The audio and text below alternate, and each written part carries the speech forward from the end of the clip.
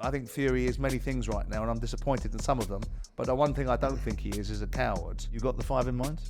I've got him on the phone. Go on then. Be careful, Ben. There is a line, but I understand what you're doing. You're supposed to be the boxing expert. I'm the know-nothing. I know. I thought you was a boxing expert. Please. I know that. I thought I was just the brains, no? I thought I was just the face Brains of the operation. If that's the case, then we're all... What are you laughing at, boys?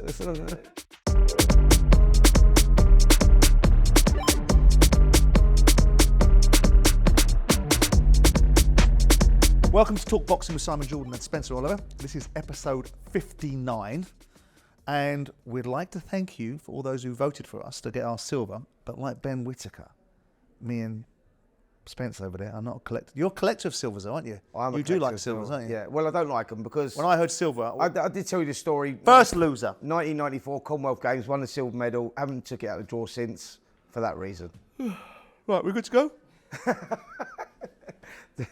Did I tell you who I boxed? Oh no, yeah. Carry on. Busy week, lots of stuff going on. I suppose the biggest news was obviously the bombshell that dropped on the world, and given that Sky had announced the broadcasting of this fight, that the Fury Usyk fight was postponed. Yeah. What was your first reaction, by the way? I was gutted really. The fight wasn't happening because we've been waiting so long for this undisputed fight. Last one, 1999, when you go Evander Holyfield, Lennox Lewis, a long time coming.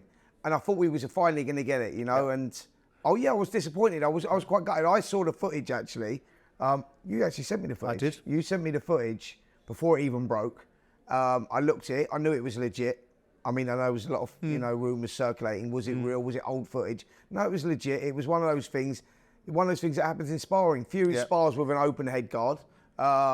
Maybe not the best thing to do. And he got caught. A couple of weeks, and he got caught. Yeah. He got caught with a shot, and it sort of went through. And maybe the uppercut hit landed as well. And it was just one of those things. What do you make of the reaction? I mean, I know the fight's been rearranged, which is the important part, right? Because everyone got their knickers in a twist and got into a bunch over it. And the first thing that happened was there was a social media sort of reaction to it, which was a lot of people doubted the integrity of the circumstances, questioned the validity of whether it was a cut, started to question Tyson Fury again. And I know you're not supposed to say these things because all of a sudden you get categorised as a hater, which, by the way, is it's just the way that people say that you can't make anything other than praise. But are you surprised? Because, I mean, Adam Catterall said something over the weekend that seems to have irritated a few people and got Frank Warren's knickers in a bunch about the inconsistency of Tyson Fury, which is undeniable. 1 minute he's retiring, next minute he's not, then he's going to fight somebody, then he's not, right? So I don't think it's an unfair comment. But the reaction from the social media towards Tyson Fury isn't very positive, and it should be positive because he's the British heavyweight champion of the world. And why do you think that is? Listen, it's like the boy that cried wolf. It's like Tyson Fury has been the instigator of that himself. You go back to David Haye, Tyson Fury, when that fight was meant to happen in 2013, David Haye got cut. And if you look at the comments from Tyson Fury, calling him a coward, saying that it was not a legitimate cut and it'd been manufactured, he'd had it done himself, all that sort of stuff. He's got to expect a bit of backlash himself because that's the game he plays. Do you think it's anything to do? Fury is very vocal, so I just think that he's got to expect that. We know, looking at the footage, we understand it. It's legit. It happens. It's unfortunate. It happens. No one's. But he's going to get the backlash. Yeah, but do you not think that in part? I mean, I have been a massive admirer of Tyson Fury's over the years, both as a boxer, because I attribute the opportunities that others have got as a result of him beating Klitschko and opening up the division, right? And the remarkable scenario of coming back after a long layoff and beating Deontay Wilder with only a couple of fights in the middle of it. But I've become sort of disillusioned with him because I think his attitude is appalling. I think those around him has been pretty poor, where if you say anything that they don't like, they call you a hater. They then turn around and say that you're trying to use them to get money, and that you make money out of them and they won't give you that opportunity. Do you think any of the reasons why people's reaction over the weekend, their initial reaction, it's this, he's trying to get out of the fight, do you think any of that is to do with Tyson's recent sort of attitude and outlook and those around him, the management team he's got around him, like Spencer Brown, his dad's outbursts and stuff like that? Definitely. Do you think some of that is contributing towards the sort of a little bit of disdain that shouldn't be there for this fellow who's at the top of the tree? Totally. I mean, you only got to look at it's the behaviour of Tyson Fury himself, and he goes out there and love or hate him, and for what he does, social media, he's calling people out, and He will make remarks about people pulling out of fights, etc. He's got to expect it himself. I'm totally, it's totally expected. And listen, he knows the truth. He knows what it is. The fight's been re-announced for May the 18th, which, by the way, I don't know if it's too soon. That because that is a bad. That's a bad cut. He's not going to be able to spar for what, 2 months? So I've been speaking to various cut men about the severity of that cut and how bad it was, and do they think that May the 18th is a realistic time? A couple of top cut men who believe that's not enough time because it's I think it's the old scar that was open from Otto Wallin. It looks like the old scar. Frank Warren said it wasn't. Yeah, no, he but said it's on the other eye. Look at the photos. Right. Have a look at the photos. I've got them on there actually. If you have a look at the photos, it's the same eye. Well, he must. So look, I mean, he must think he can do it. And the fact of the matter is, look, only they know. He's been stitched up. That he would have had medical advice, and obviously Turki Al-Sheikh would not put the fight on May the 18th if it wasn't a realistic date. So let's take it for what it is. Yeah. I would just like to move the dial on. I would like. But that word coward, by the way. Yeah, I'm going to ask you that question because one of the things that was thrown around was by Aegis Klimas, right? Yeah. Came straight out and made some comments about Tyson Fury has got himself hit in the head with a frying pan to get out of this fight. Yeah. And then called him a coward. Yeah. Which I think Fury is many things right now, and I'm disappointed in some of them. But the one thing I don't think he is a coward. He's not a coward. Why are they throwing I think Aegis I think that just spurted out of his mouth. I don't think that it was sort of like, I don't think that was an intentional dig at Fury, as in like, I know he said it, but I don't think he actually meant that. I think he was just the heat of the moment type talking about he's a hitting big him boy, and frying he knows him. what he said. He does know what he said, but he apologised for it as well, by the way. He said, I didn't say that. And then Tyson Fury said, if you didn't say that, then I apologise to you. But I think Aegis was basically saying, I f***ed up, basically. Yeah. And yeah, one thing Tyson Fury is a coward. That is, we can underline that. Fair play to him. They've got back in the ring quick. I mean, it'll be disappointing if he gets into that fight and Usyk opens up that cup. My concern, Simon, is that May the 18th is very soon. And when I saw the cut, I thought that's going to take some healing. That you got to look at the time process. I know that the photos that we saw online, he looked in great shape right now, so that's fine. The fitness will be good, but you've still got to get fighting fit. You have to have that sparring, right? That cut, he's not going to be able to spar for the best part. I think Frank Warren said it, 2-3 months. That takes us into the fight. Yeah. He's going to need to spar, and my concern is that if he spars too soon, let's say if he spars in 6 weeks, that's going to be very tender still. They must know what they're doing. Yeah, absolutely. You would think they'd know what they're doing. I mean, I know that Hrgovic said he would step in and fight Usyk if they needed to have the bill on February the 17th. But I think if we waited 2 years on longer for an undisputed and 25 years for undisputed, but 2 or 3 years to have, or certainly 18 months to have this fight, then we can wait another 3 months, can't we? Oh, absolutely. Look, it happens. You go back to, when, Muhammad Ali boxed George Foreman. Yeah. George Foreman got cut. The fight got delayed. The fight eventually went ahead. And the same will happen with this one. I just hope, for Tyson Fury's sake, that, that he does get through the training camp, because that's the concern now.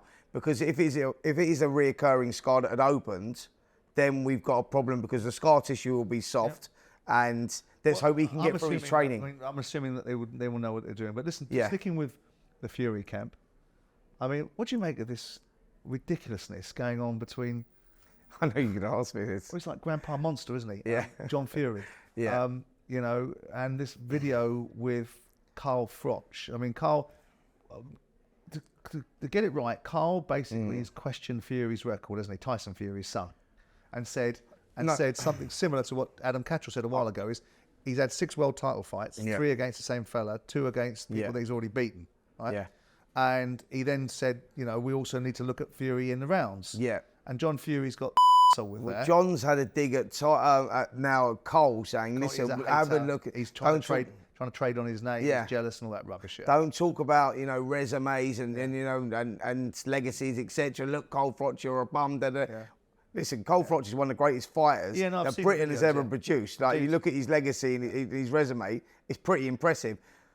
What I would say with John Fury, look, I think he's great entertainment, and he sells a fight, and he does a great thing. We live in a world, of showmanship, and he does that. All right, fair play to him. That's the role that he's adopted. Be careful what you wish for, though, John, because Cole Froch is a serious. No, what? We don't want that. No, of course we don't. It's not Grandpa Munster. It's Uncle Fester.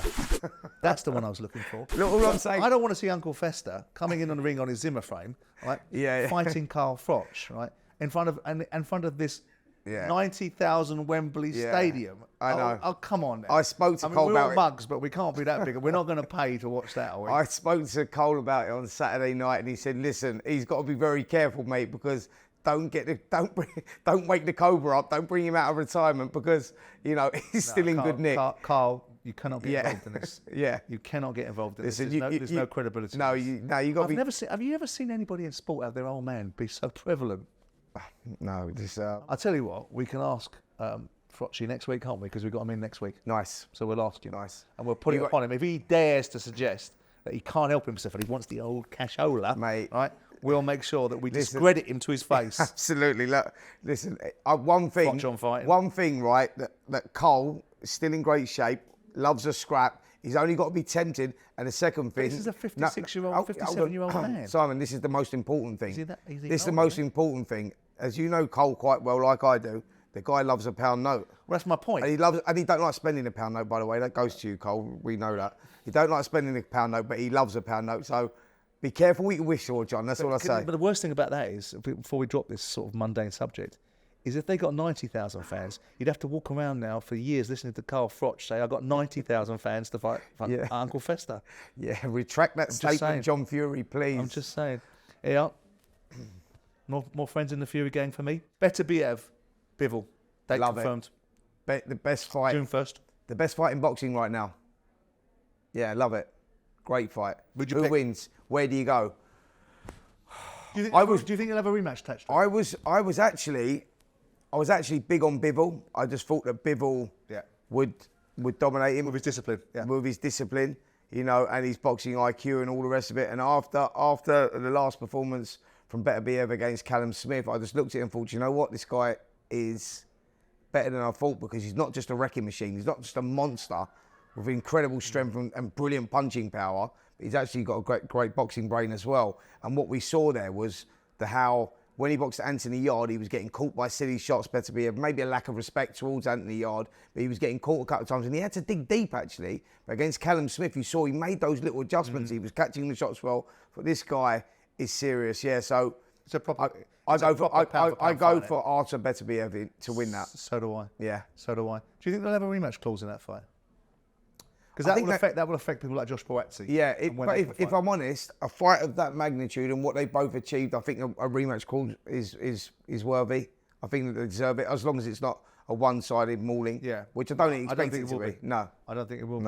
I mean, before we go on to the fight on Saturday night that you and I both were at and both really enjoyed, and the undercard we enjoyed as well. On the undercard of Bivol versus Beterbiev, you've got Matchroom's 5 versus Queensbury's 5. Yeah. I like it. You got the 5 in mind? I've got them on the phone. Go on then.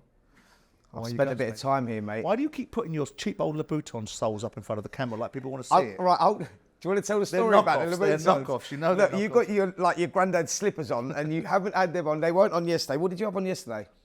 What was you wearing yesterday? I can't remember. Yeah. Well, let's ask Pat. Pat, what did he have on yesterday? Blue suede. Blue suede Louboutins. There you go. Right, anyway, let's move on. As opposed to Pat, who was wearing a thong. Right, here we go. So this is my 5 versus 5. So I'm going Anthony Yarde versus Callum Smith. Oh, really? Yeah. On June the 1st? Yeah. Even though, okay. Yeah. I'm going Nick Ball versus Lee Wood. It's another fight that I would like to see. Okay, very good. Daniel Dubois versus Filip Hrgovic. Okay. Even though Hrgovic is the mandatory for the IBF. Yeah, absolutely. Okay. Absolutely. Daniel Dubois, I think he's doing really well. He's coming off a good win against Jarrell Miller, and I think it's an interesting fight. Why the titles are tied up, I think it's a great fight. And you like this one, Moses Ntama versus Johnny Fisher. Oh, okay. That's a good fight. I can hear the groans out there. It's a decent fight, isn't it? And then Hamza Shiraz versus Felix Cash. And I like Hamza boxing out there, obviously, because of the Middle East connection and whatnot, and I think that's a great fight. See, I just want to see. I want to see Anthony Yarde in with Josh Buatsi, and I want to see that next. I don't want to see. I don't want to see Anthony Yarde in with Callum Smith. Yeah, the only reason I think because I don't like Callum Smith, because I do like Smiths. the only reason I put that fight in there, Yard versus Smith, which is because I think it's an attractive fight. Both need a win after their losses. Of course. And obviously with the connection with Matchroom and Queensberry, that will be able to happen out in Saudi. So you're a sellout. I want British fights in England. No, I do. I'm just telling you. Asked me my 5 versus 5. You're on the Saudi gravy ranch. Now you're twisting it. See, that's what you're great at. You're twisting it. Unbelievable. You asked me a question. I give you my 5 fights, and you twisted it. No, that's what you do. I'm just giving. Now you back me in a corner, and I feel like I shouldn't have said it. Giving an alternate view. I mean, why did you do that? I think it's probably a list of things that you should. I think we need to talk about it. Why do you do that? No, I'm just making you accountable for what you've said. Okay. But yeah, listen, interesting fights, and if they, do you think any of them are realistic besides your wish list? I do. To be fair, I think they're realistic. I think that I'd say the one that I do think is realistic is Callum Smith versus Yard. Do you? I think that Eddie will push for that, and I think that obviously it's a fight that Queensberry would like as well. I mean, I know that Queensberry didn't you? I mean, I heard Frank the other day saying before the Buatsi Azeez fight that he was going to be watching it because he had vested interest in it, because he saw that fight as being a fight he could make with Anthony Yarde. Yeah, it's a great fight as well. Like you say, that I think it's a stadium fight, so I think that would land here. Park. But Saudi money might take Smith versus Yarde. What I'm saying is that's just a fight that I would like to see, but I would prefer the Buatsi versus Yarde fight. That is the fight that I would prefer as a fan. Let's talk about the fight on Saturday, and then we'll talk about whether if Yarde fights Buatsi and what you think the outcome of that's going to be. But let's talk about Josh Buatsi versus Dan Azeez on Saturday. Yeah. As I said, we both went there. You know that Josh Buatsi, I took Noel Gallagher with me. Clank, name drop. Right? I interviewed you both. You did. But Josh didn't even know who Noel Gallagher was. What? He didn't even know. What do you mean? He didn't know who Noel Gallagher was. What rock's he been hiding under? What are you going on about? God only knows. God only knows. Who doesn't know Noel Gallagher? I tell you what, I had worse when I was in football. I had a player called Clinton Morrison. I love Clinton. Who's he?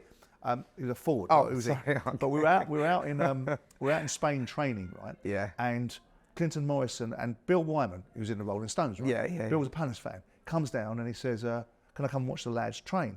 And I went, "Yeah, of course you can." So he came down and watched them, and he was doing a gig, I don't know, with Tom Waite or someone in Malaga. So he said, "I'll leave all the lads tickets," right? And I said, "Here, Clinton, use a ticket to go and watch him." He said, "Who's he?" I said, "It's Bill Wyman." "Who's he?" I said, "He's in the Rolling Stones." He said, "Who are they?" No way. This is what you're dealing with, Clinton. Didn't even know who the Rolling Stones were. Wow. And now we've got Joshua Buatsi, who doesn't know who Oasis are. I can't believe that. What do you do with these kids? Do you know what? And he's just been on your show, actually. I wish you told me that before, because you'd have had to have a word with him. Anyway, more meaningfully. Yes. The fight itself. I thought it was a great fight. I thought it took a couple of rounds to catch on fire. And both of them played their part. I mean, all the attention will be on Josh. Dan Azeez played his part, but what did you make of the fight? Old school throwback fight, which delivered. You know, we talked about that, and we talked about their journeys, you know, getting to this point, and Buatsi was miles ahead, but Azeez had earned that right, and it sort of balanced out, and it was probably a 60-40 fight in many ways. You lean towards Buatsi. I think we went that way. Noel actually nailed it with his analysis before the fight. He's now a boxing aficionado. Yeah, I bet he is, yeah. But it played out how I thought it was going to go. That Dan Azeez was always going to be an aggressor. He's the one, you know, that is sort of, he lacks the talent, but he's got a big heart, and he just grafts and all that. And Joshua Buatsi, the difference between the two was that Buatsi could go through the levels. Yeah, he picked it up when he had to pick it up. You know, like when he felt that Azeez was maybe getting back into it, he picked it up. He controlled the space well, so he could take a breather when he wanted to, and he picked it up when he had to. Whereas, so when we started out, like Azeez he was sort of in fifth gear from about the second or third round on, and so he was going all the time, and Buatsi was taking it up a level, bringing it down. He was controlling the fight in many ways, and that was the difference between winning and losing. But Azeez done well, man. What a fight. Yeah, but I was surprised, though, at how easy Josh was to hit at times, because they both took some big shots. Now, I don't know whether that was because he is easy to hit when it comes in top, or whether it's because the nature of this fight. Because I said to Josh, and I say it to you now, this, irrespective of the professionalism and the fact that both of these boys said, put aside our personal relationship, we're in the business of fighting, and when it comes on to top, that's what we do, and it's, you know, and we'll take away any feelings that we have towards one another. But when you're in that ring and you've got a rival that's also a very close friend, which they clearly are, does it change the dimensions of the fight? Because does it change? Because I actually genuinely Did you ask him that? I did. There's a reason behind it. And I think that he kind of acknowledged it, because I think, with all due respect to Dan, I think he could have stopped him in the 12th round. There was 30 seconds to go in the 12th round. I'm glad you said that, because there was 30 seconds to go in the 12th round. I think Azeez hit him, Buatsi hit him with an uppercut, hit him with another uppercut, then he followed through the right hand. Dan was gone at that point, and there was 30 seconds left in the round. And instead of Joshua Buatsi pushing on, he stepped back. And a lot of people took that as, oh, he's blown a gasket, he's tired. He's got no, I didn't see it that way. I went, no, I know what's going on here. They've had a war here. They go back a long way. There's a lot of history between these two. And he wants him to see the final bell. He thinks that he deserves to see the final bell, which he did, Dan Azeez. But you got that feeling. I thought, well, 30 seconds ago, I'll go, Buatsi could have pushed on there, and he didn't. But listen, it was what it was, and it turned out, whether he did or whether he didn't. He got the result. Yeah, he got the result. Deservedly so. I mean, I don't know if you thought that both of them were knockdowns. But did you ask him that, by the way? I did, and he's not going to say yes, because the one thing he's not going to do is discredit Dan Azeez. Yeah, he's no. not going to turn around and listen, let the narrative be, I stepped off, is he? Yeah. Because then that will make him look like he's mugging off his mates. Yeah, absolutely. It was a proper fight. It was a good fight. You know, and I think most people, once it got going and it caught on fire, and the audience got involved, because I thought at times the auditorium needed to have a little bit more atmosphere. But once it started to get the atmosphere and it started to see that this fight was a proper fight and these boys are landing on one another and they're not stepping off, I could see the class difference between the two, with no disrespect to Dan. Yeah, I could agree. see the level. But I tell you what I took away from it, the worry of the level step up that Josh has got to go to.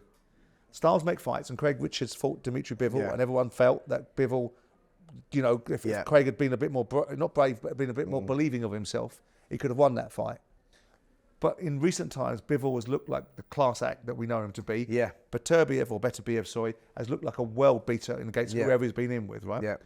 And it feels to me that Josh has got a big step up. Well, the problem you've got in the light heavyweights is that, you know, there's certain divisions that have got, like, not just world champions, they've got pound for but pound, like elite, like, you know, pound for pound ones, yeah. And unfortunately for him, you've got Beterbiev and you've got Beterbiev, Beterbiev and Bivol in there. Yeah.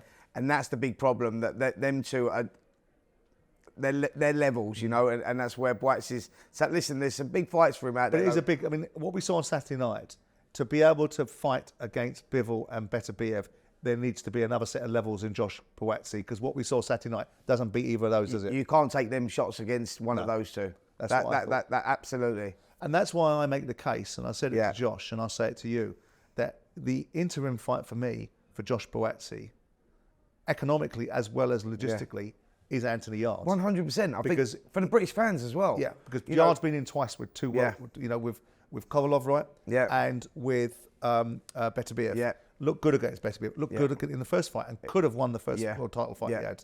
So if he goes in and beats Yarde, it is a massive uptick on his resume, a massive confidence builder and a massive level adjuster, isn't it? Well, if you look at where they're both sat now, I think that if you had, that fight was made tomorrow and you had Yarde versus Buatsi made tomorrow, I think that Yarde would start the favourite. Yep. Because he's, even in defeat, he's improving. Yep. You know, and he's not had an extensive amateur pedigree. He come from a white collar background. He done a couple of white collar fights, turned professional. So he's learnt his trade on the job really, and he's still improving.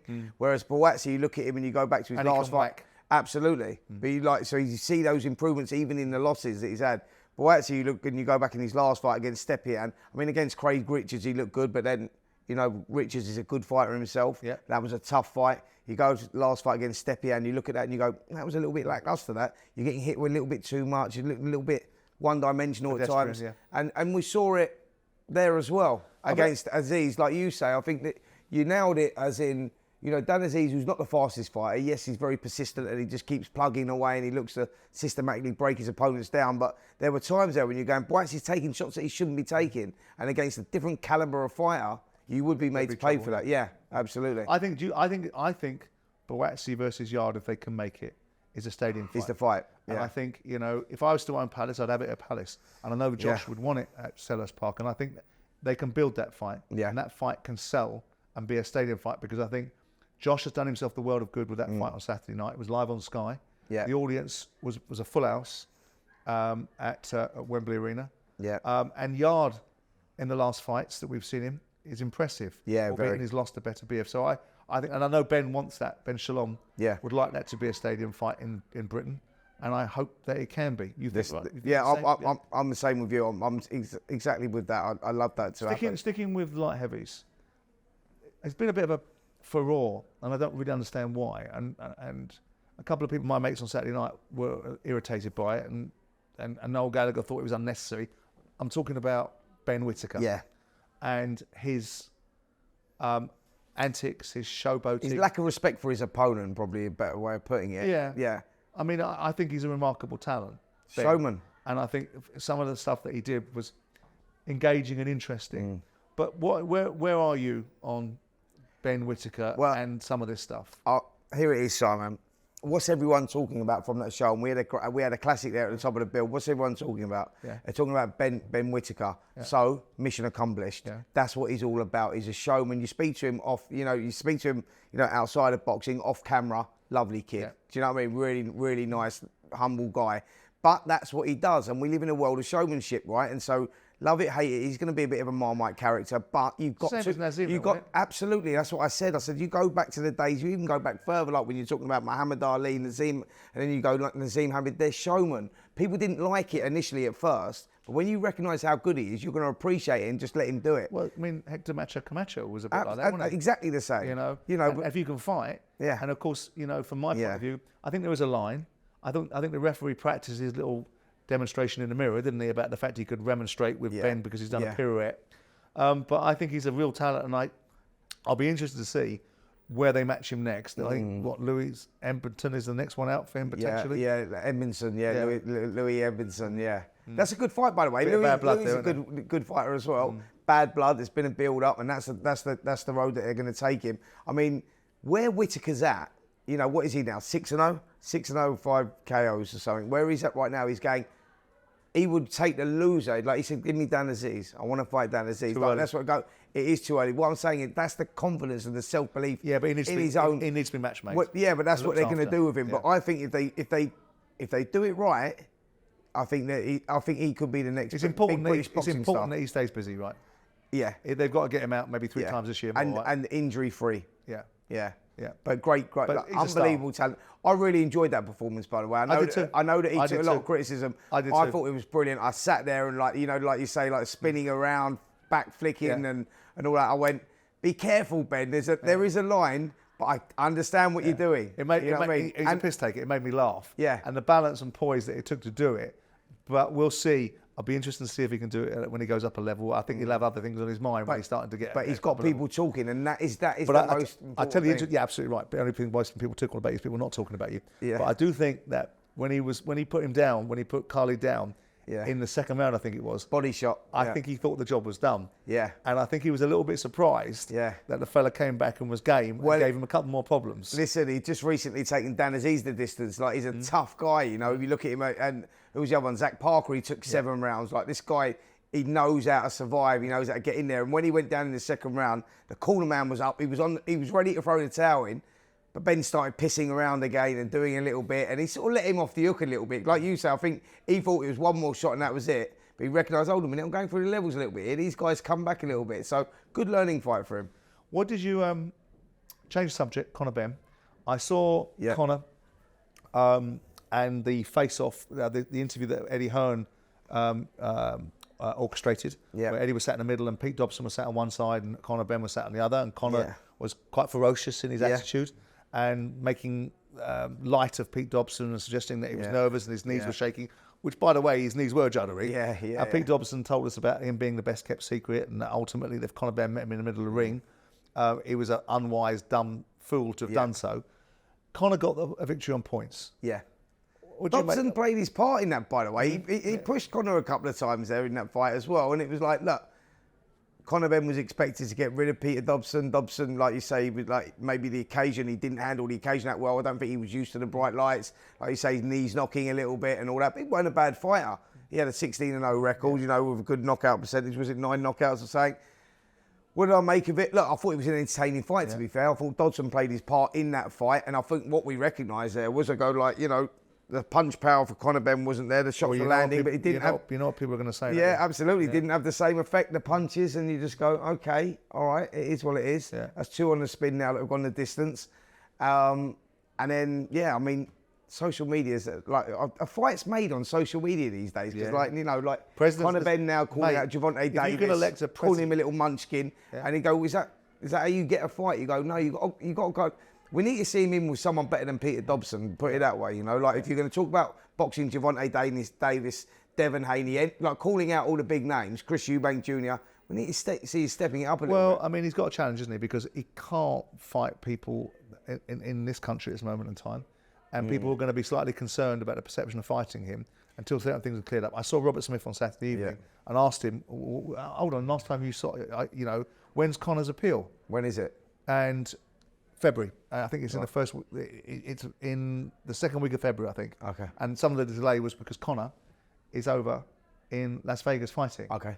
So we'll get to that point where Conor will be in a situation where he knows his destiny one way or t'other. But go to your point, I mean, about people calling one another out on social media. Presidents get elected on social media. Yeah. But he's calling out, you know, big names. Gervonta, Devin Haney. Yeah. Come on, mate. He needs Come on, mate. Yeah. Come on. Yeah. Don't take the piss. I get that you want a big fight and all that. I totally understand that, but That's what I thought. we're talking levels here, man. Like, you know, you need to earn your right to get to that sort of level. You know, when you're talking about Teofimo Lopez, Devin Haney, Yeah, you got to go. Gervonta Davis, gotta you go go. the stripes a bit. You can't go Peter Dobson, Gervonta Davis. So Be interesting to see if Chris Eubank Sr.'s wish comes to fruition, which is Harlem Eubank fighting Conor. Yeah. We'll see. I forgot to mention, and neglectful of me, Adam Azim and Caroline Dubois on Saturday night on the undercards. Adam Azim, Enoch Paulson. I've got to tell you, that was a lacklustre performance. Yeah, that's what I thought. Forget the ending. Was it the fifth round? In the fifth round when he dislocated his shoulder, Enoch, that was a reoccurring injury. That's why I think he lost the European title originally because of injury. He didn't lose it in the ring. He lost it outside the ring. So obviously he come here wanting to win that fight. And Paulson was a tricky sort of customer, but it was a lacklustre performance from Adam Azim. I think he looks a little bit one-dimensional, if I'm totally honest. At times, he was winning the fight and winning every round. He wasn't sharp, was he? I was expecting more, and you know it happens. But he won. You know, but he won. And I mean, I was sitting directly behind Barry McGuigan, and he was very vociferous about trying to get Adam to work in a certain space and not give him too many opportunities. And get his jab going. But listen, what about Caroline? That was an entertaining fight. Miranda Reyes. She was tough, man. She's 7-1-1, coming in there, beat a couple of former world champions previously in the fights before. And we knew, like, when you looked at them, you sized them up, I thought Reyes looks way too small. She should be campaigning at super feather, really, way too small. But she gave Caroline a good tussle. You know, I think it was a good learning fight for Caroline Dubois. She wants to go on bigger things. She's talking about Katie Taylor, Chantel Cameron, those sort of names.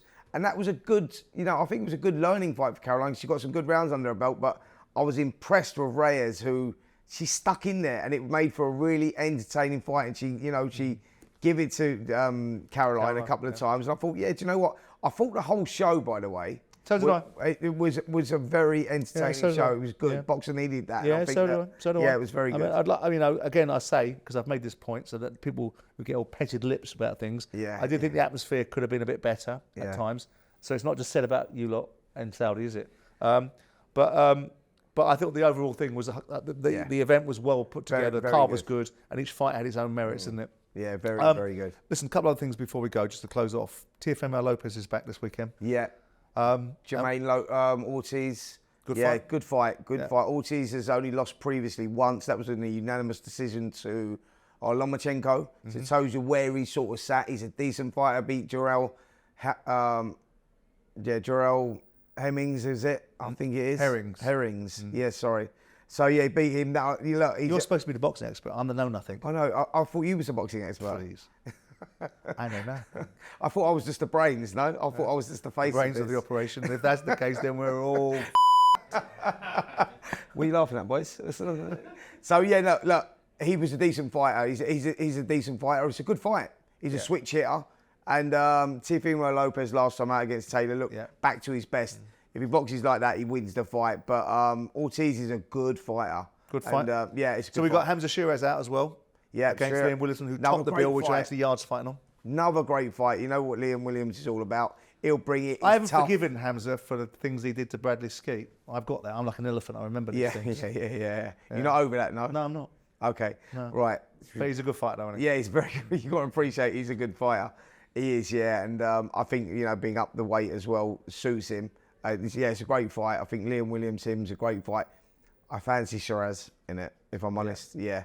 But this is a sort of a coming of age fight for Shiraz in many ways because Williams is a world-class operator. You know, he's been there, so. Good yeah. fight. Right, Yeah. that's it for episode 59. Next week, we'll be with Kyle, the old man carrier, Froch. Don't forget to tune in.